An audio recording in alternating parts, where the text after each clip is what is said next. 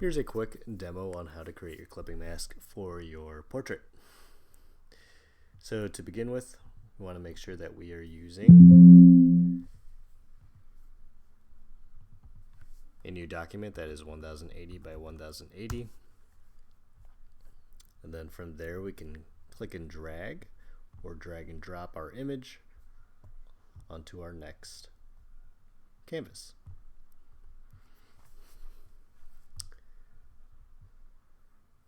From here, what I'm going to do is select the background of my image and invert it. From there, I'm going to go to select inverse, and what that's going to do is select Danny DeVito, and then I can simply mask him.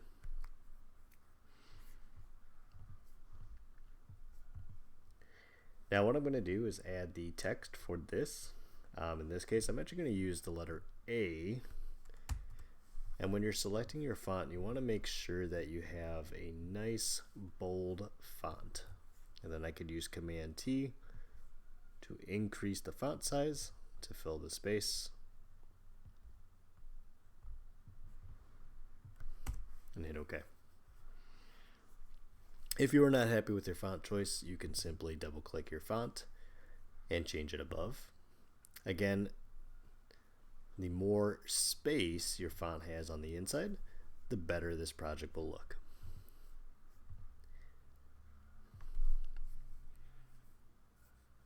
From there, we're going to go ahead and move Danny DeVito above the letter.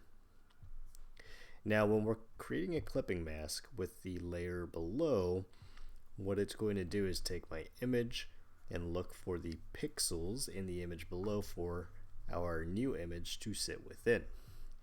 To do this, I'm going to simply right click on my layers and click on create clipping mask.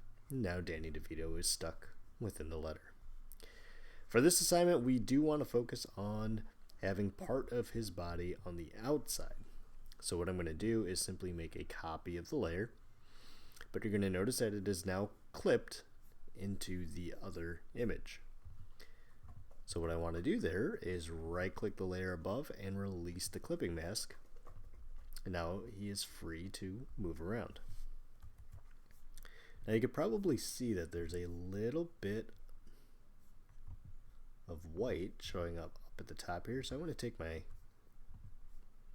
masking tools and just simply get rid of that. All right.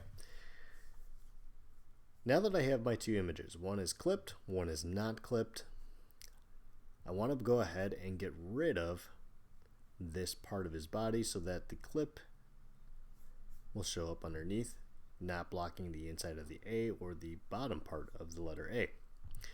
To do this, I'm simply going to go into my select and mask,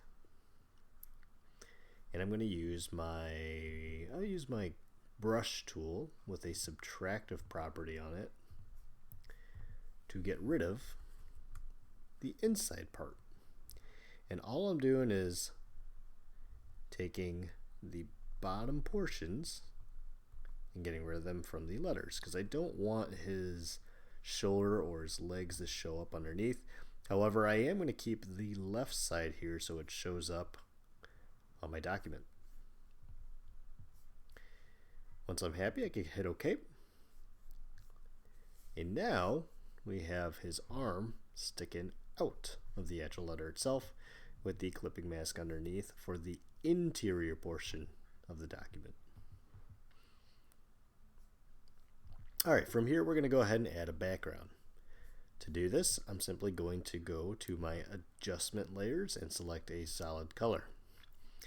Now it helps when you select colors that are similar and that complement each other. In this case, I'm going to use a dark blue.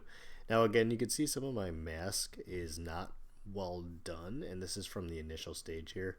So I'm going to go back into my original copy clipping mask here. I'm going to use my brush tool to manually just mask over that area. Alright. Now it's kind of hard to see the outline of the letter A here. So what I'm going to do is double click on the right hand side, or you could simply right click and go to blending options And you could add a bunch of different things to help create a better border for the letter itself. You could create a stroke. Stroke adds an outline around the object or the shape. You can adjust the sizing, you can mess around with how it looks, the depth. We could go ahead and add a drop shadow. Now this might be a little difficult to see because the background is so dark. Okay. You can also see as I did this, part of my selection is showing through. So I could go back up top here, take my minus tool, come in there, whoops, and subtract that part of his body out, because we don't want any of that showing on the stroke. And there it goes.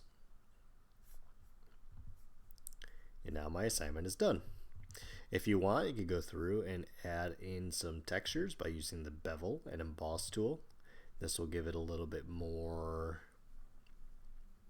detail. You get to mess around with the little scales. Play around with some of the texturing features in here.